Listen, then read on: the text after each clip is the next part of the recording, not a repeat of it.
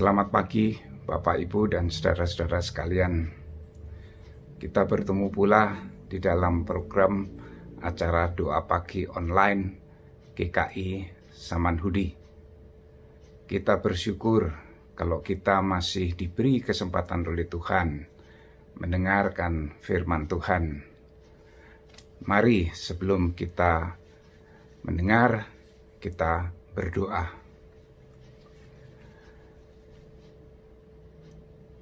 Tuhan Bapa yang di surga, kami bersyukur atas kasih anugerah-Mu yang menolong kami pada pagi hari ini untuk boleh mendapat kesempatan untuk mendengar firman-Mu.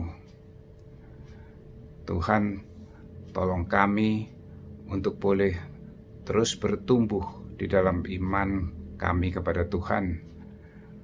Untuk kami boleh bersungguh hati mencari Tuhan. Untuk kami boleh taat dan setia kepadamu, mengerti rencana dan kehendak-Mu di dalam hidup ini. Engkau menolong kami, memberi pengertian, memberikan hikmat-Mu. Tolong kami Tuhan, dalam nama Tuhan Yesus. Amin. Bacaan kita pada pagi hari ini diambil dari 1 Korintus 3 ayat 10 sampai ke 23. 1 Korintus 3 ayat 10 sampai ayat 23. Demikian. Sesuai dengan kasih karunia Allah yang dianugerahkan kepadaku, aku sebagai seorang ahli bangunan yang cakap telah meletakkan dasar dan orang lain membangun terus di atasnya. Tetapi tiap-tiap orang harus memperhatikan bagaimana ia harus membangun di atasnya.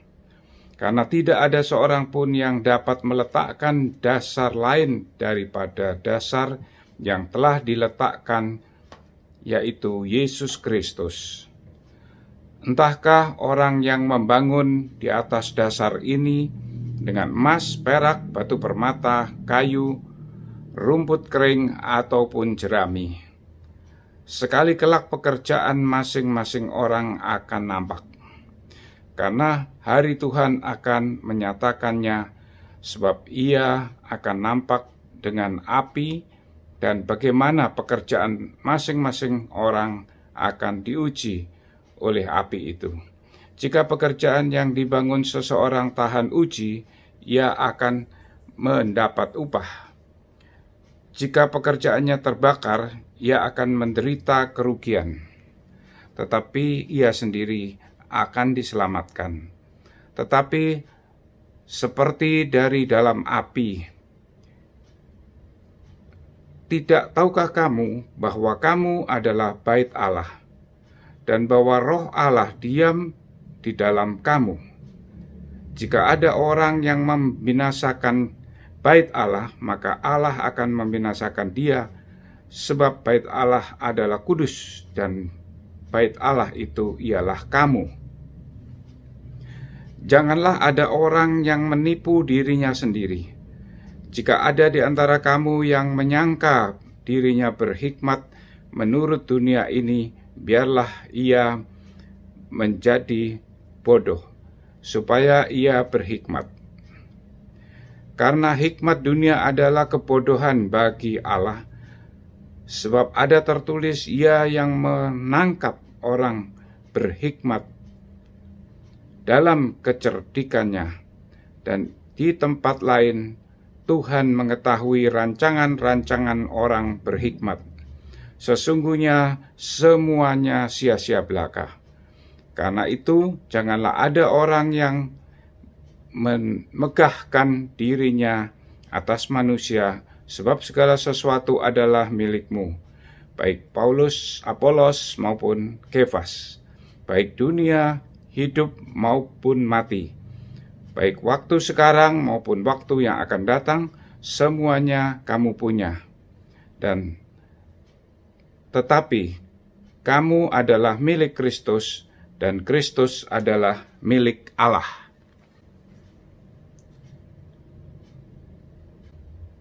Bapak, Ibu, dan saudara-saudara sekalian, sebuah keanehan dalam hidup manusia. Di masa mudanya, manusia mati-matian untuk memperoleh dan mencari uang dengan mengorbankan kesehatannya. Tapi di masa tuanya,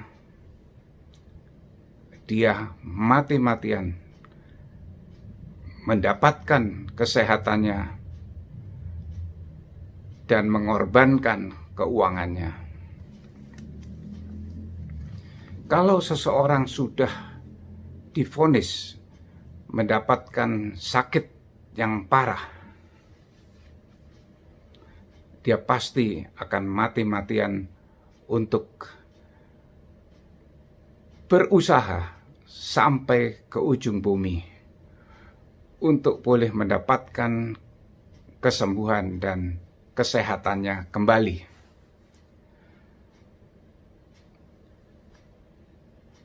Manusia tidak sadar bahwa penyakit itu bisa kembali lagi meskipun dia telah mendapatkan kesembuhan.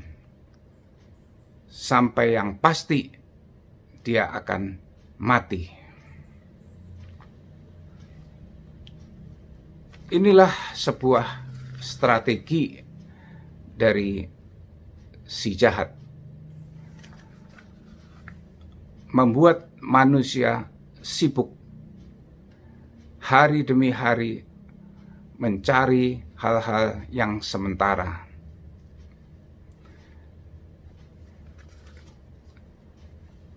Namun, bagi sebagian manusia, yaitu orang-orang Kristen, merasa dirinya sudah selamat. Namun dia ikut di dalam perputaran arus dunia ini, sehingga ia juga mencari keuangannya. Akhirnya dihabiskannya hartanya untuk mendapatkan kesehatannya yang sementara ini. Padahal jelas-jelas firman Tuhan telah mengatakan, carilah dahulu kerajaan Allah serta kebenarannya, maka sekaliannya akan ditambahkan kepadamu.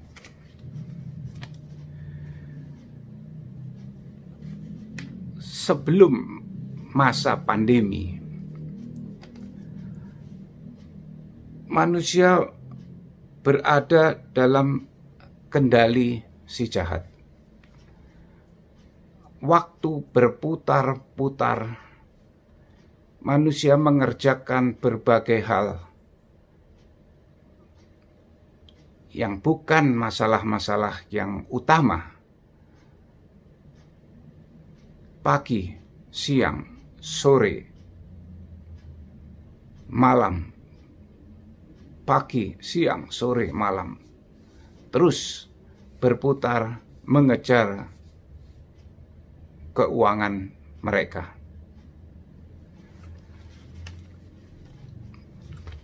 Padahal apa yang mereka kerjakan adalah bersifat sementara dan tidak penting. Apa sebenarnya yang dikerjakan oleh manusia sementara ini? Mulai dari hal-hal yang darurat, hal-hal yang penting, hal-hal rutin, dan hal-hal yang remeh-temeh. Namun, iblis sudah berusaha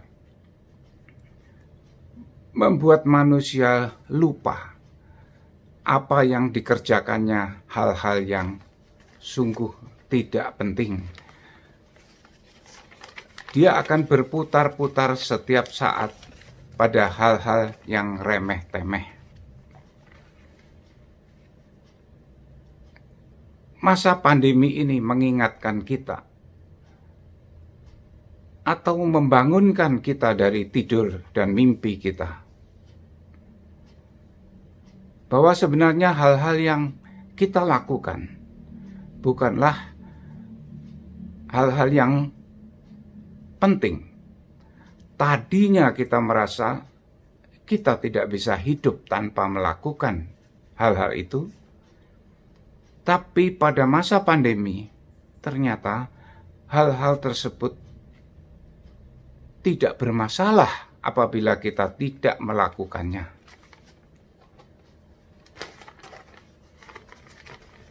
Masa pandemi ini membuat kita sadar, mendadak kita punya banyak waktu untuk kita lakukan hal-hal yang apa saja yang kita mau. Pagi ini, firman Tuhan mengingatkan kita bahwa hal-hal yang sementara di dunia ini kita kejar mati-matian. Namun kita lupa akan tubuh rohani kita. Pagi ini kita diingatkan bahwa tubuh kita adalah rumah Allah, bait Allah, dan roh Allah diam di dalam kita. Allah sendiri sudah menempatkan Yesus Kristus sebagai satu-satunya fondasi bangunan kita. Yesus adalah fondasi bangunan kita. Lalu, hari-hari ini, siapakah Yesus itu bagi kita? Ini yang harusnya kita renungkan. Bahwa Yesus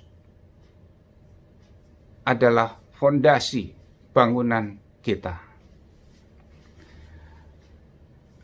Dalam Injil Yohanes pasal yang pertama disebutkan bahwa pada mulanya adalah firman, dan firman itu bersama-sama dengan Allah, dan firman itu adalah Allah.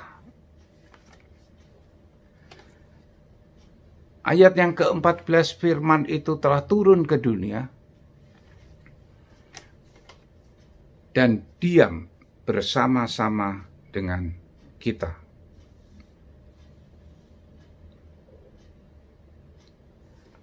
Lalu, inilah yang dimaksudkan adalah Yesus Kristus yang turun ke dunia untuk menyelamatkan manusia.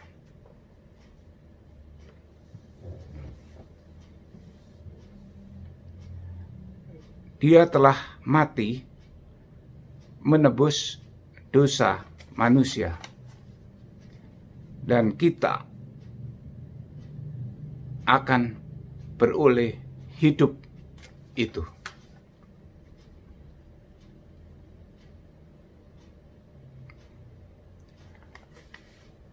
Bapak, Ibu, dan saudara-saudara sekalian,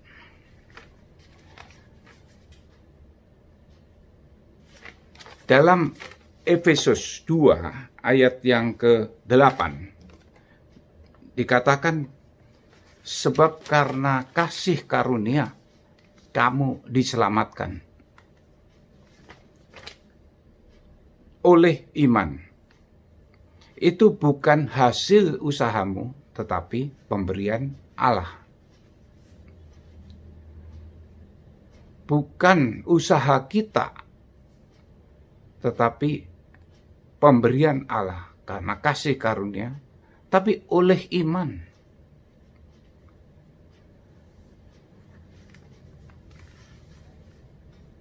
Bahwa fondasi bangunan kita adalah Yesus Kristus. Yesus Kristus itulah Allah. Dialah firman itu. Lalu bagaimana kita bisa taat, setia, dan beriman kepada Yesus apabila kita tidak mendengar firman itu? Bahwa seringkali menjadi orang Kristen merasa tidak ada keharusan untuk membaca, merenungkan firman Tuhan sampai masa pandemi ini datang.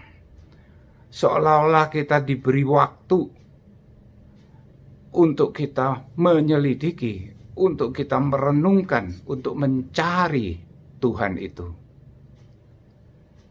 Kini tinggal masalahnya, apakah kita mau menggunakan masa-masa pandemi ini, ataukah kita tetap menggunakan waktu-waktu kita untuk hal sia-sia yang lain?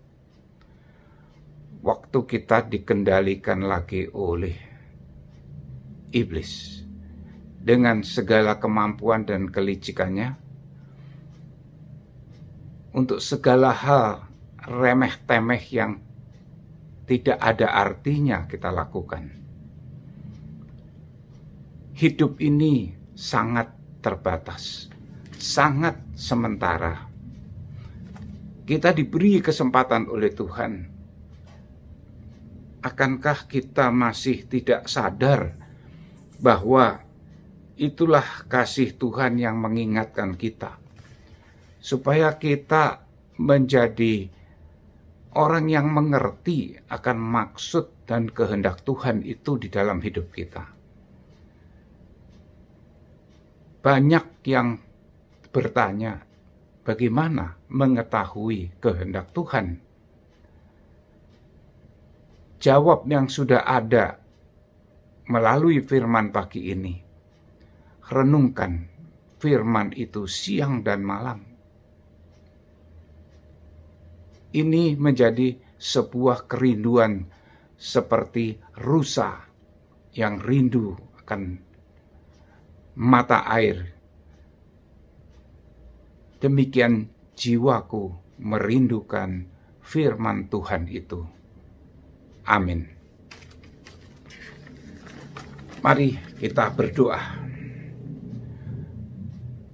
Tuhan Bapa yang di surga, kami bersyukur kami boleh diingatkan untuk kami mendengar akan firman-Mu. Kami boleh berusaha mengerti maksud dan rencana Tuhan di dalam kehidupan ini. Bapa, tolonglah kami untuk boleh memilih bagian-bagian yang terbaik dalam hidup ini, untuk kami tidak menyimpang dari jalan yang benar yang Kau berikan, untuk kami boleh sungguh mendapatkan kasih Tuhan yang sudah menyelamatkan kami itu. Kami berdoa bagi mereka yang menderita saat ini, namun waktu-waktu ini Tuhan, Kau yang mau mengingatkan mereka, apakah itu karena sakit penyakit, Apakah itu karena beban-beban ekonomi, karena masalah-masalah lain yang mereka hadapi?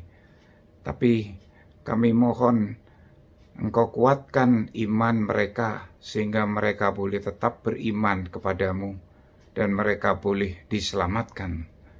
Karena Engkau pasti tidak mengendaki seorang pun binasa. Kami berdoa untuk masa-masa pandemi di dalam kendali Tuhan. Kami berdoa agar pandemi ini boleh berkurang dan berlalu dengan adanya vaksin yang diberikan. Maka Tuhan bisa memakai hal itu untuk menghentikan pandemi ini sesuai dengan rencana dan kehendak-Mu saja. Terima kasih Tuhan, Engkau juga menolong pemerintah bangsa dan negara kami menghadapi masalah-masalah ekonomi untuk kesejahteraan rakyat Indonesia ini. Kami sungguh bersyukur akan kasih-Mu bahwa pandemi sudah berjalan selama setahun dengan pemeliharaan Tuhan yang baik. Terpujilah nama-Mu ya Bapa. Hanya di dalam nama Tuhan Yesus kami berdoa dan bersyukur. Amin. Selamat berkarya pada hari ini. Tuhan memberkati Bapak Ibu dan saudara-saudara sekalian. Bagi Bapak Ibu yang memiliki pergumulan khusus dan ingin didoakan, bisa menghubungi rekan-rekan pendeta di nomor berikut.